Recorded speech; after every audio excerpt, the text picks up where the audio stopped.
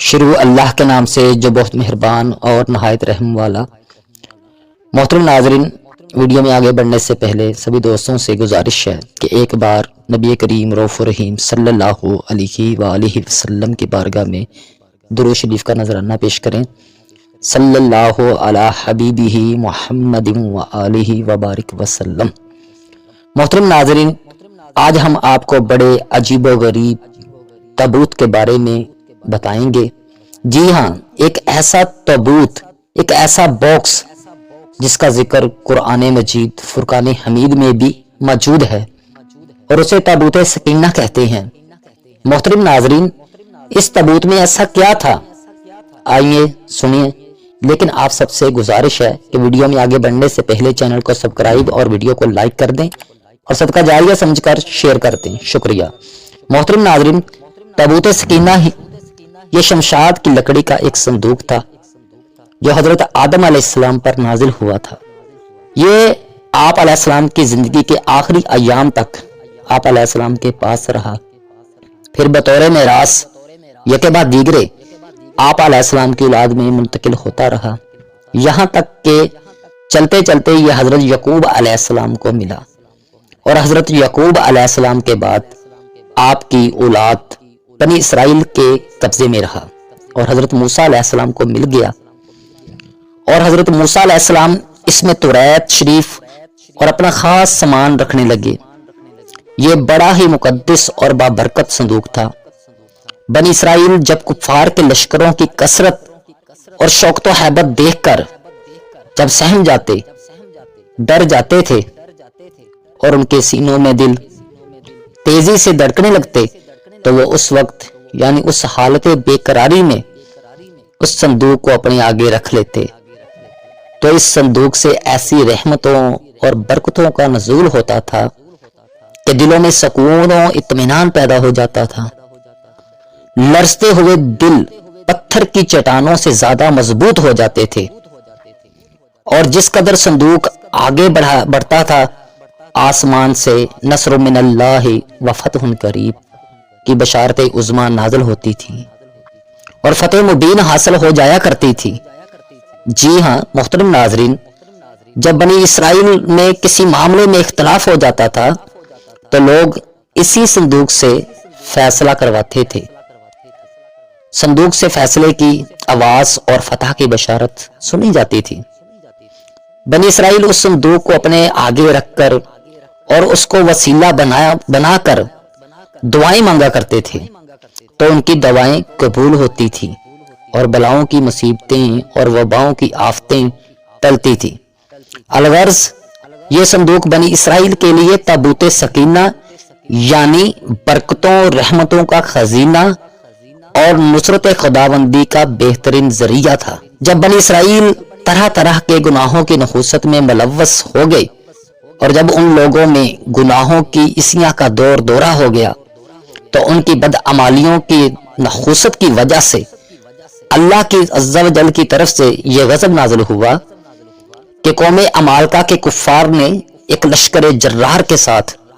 ان لوگوں پر حملہ کر دیا۔ ان غیر مسلمانوں نے بنی اسرائیل کا قتل عام کر کے ان کی بستیوں کو تباہ و برباد کر دیا، عمارتوں کو توڑ ڈالا، تہس نہس کر ڈالا، اور اس متبرک صندوق کو بھی اٹھا کر لے گئے۔ اور یہ لوگ اس صندوق کو جب اٹھا کر لے گئے تو اس صندوق کو کوڑے خانوں میں پھینک دیا۔ لیکن اس بے ادبی کا قوم عمالقہ پر یہ وبال پڑا کہ یہ لوگ طرح طرح کی بیماریوں اور وباؤں میں جھنجھوڑ دیے گئے۔ چنانچہ قوم عمالقہ کے 5 شہر برباد و ویران ہو گئے، یہاں تک کہ ان بے ایمانوں کو یقین ہو گیا کہ یہ صندوق رحمت کی بے ادبی کا عذاب ہم پر پڑ گیا ہے، تو ان کافروں کی آنکھیں کھل گئیں۔ چنانچہ ان لوگوں نے اس مقدس صندوق کو ایک بیل گاڑی پر لاد کر بنی اسرائیل کی بستیوں کی طرف روانہ کر دیا۔ اللہ عز و جل نے 4 فرشتوں کو مقرر کر دیا جو اس صندوق کو بنی اسرائیل کے نبی حضرت شمیل علیہ السلام کی خدمت میں لائی۔ اس طرح بنی اسرائیل کو کھوئی ہوئی نعمت دوبارہ مل گئی اور صندوق ٹھیک اس وقت حضرت شمیل علیہ السلام کے پاس پہنچا جب حضرت شمیل علیہ السلام نے طالوت کو بادشاہ بنایا تھا، اور بنی اسرائیل طالوت کی بادشاہی تسلیم کرنے کو تیار نہیں تھے،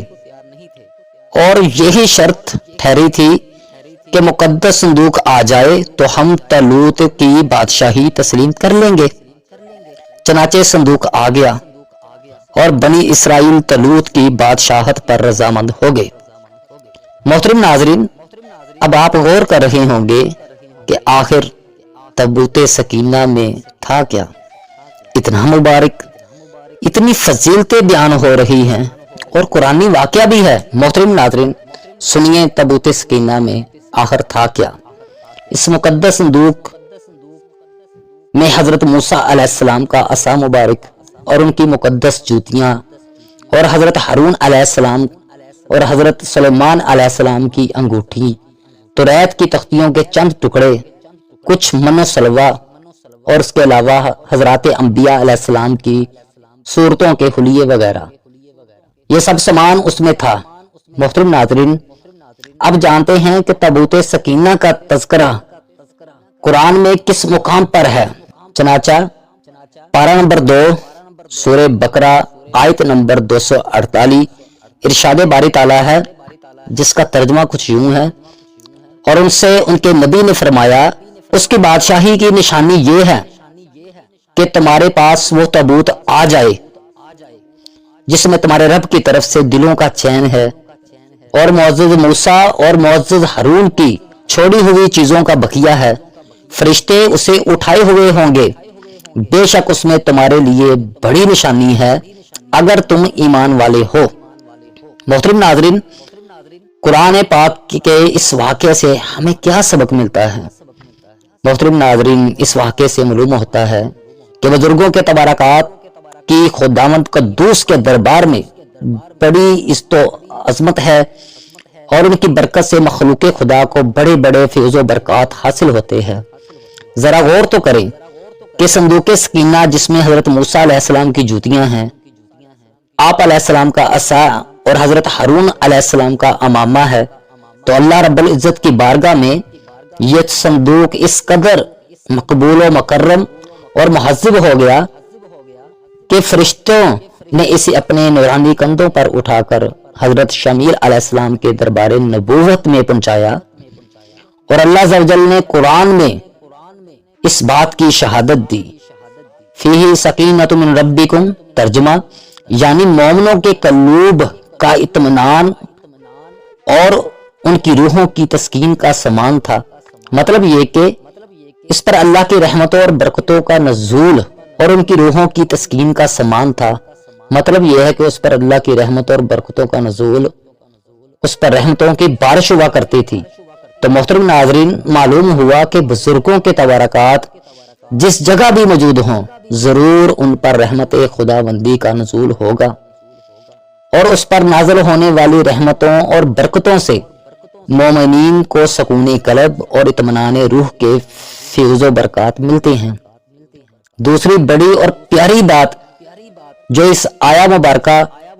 کو سیکھنے سے مدد ملتی ہے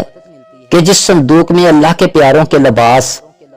عصا اور مبارک جوتیاں ہوں، اور پھر اس صندوق پر اطمینان کا سکینہ اور انوار و برکات کا خزینہ خدا کی طرف سے اترنا قرآن سے ثابت ہے، تو بلا جس قبر میں ان ہستیوں کا پورا جسم رکھا ہوا ہو تو ان قبروں پر رحمتوں اور برکتوں کا سکینہ نہیں اترے گا۔ ہر عاقل انسان جس کو اللہ عز و جل نے بصارت کے ساتھ ساتھ ایمانی بصیرت بھی عطا فرمائی ہو، وہ ضرور اس بات پر ایمان لائے گا کہ جب بزرگوں کے لباس اور ان کی جوتیوں پر سکینہ اور رحمت کا نزول ہوتا ہے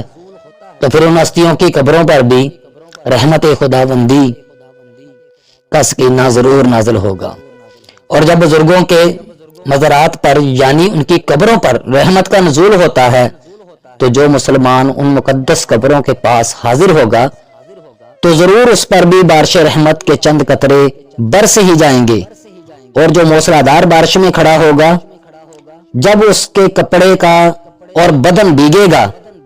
جو دریا میں غوطہ لگائے گا ضرور اس کا پانی اس کے بدن کو تر کر دے گا۔ جو عطر کی دکان پر بیٹھے گا تو ضرور عطر کی خوشبو محسوس ہوگی۔ تو ثابت ہو گیا کہ جو مسلمان بھی بزرگوں کے مزاروں پر اچھی نیت سے حاضری دیں گے ضرور وہ فیض و برکات کی دولت سے مالا مال ہوں گے، اور ضرور ان پر خداوند کریم کی رحمتوں کا نزول ہوگا جس سے ان کے مصائب و آلام دور ہوں گے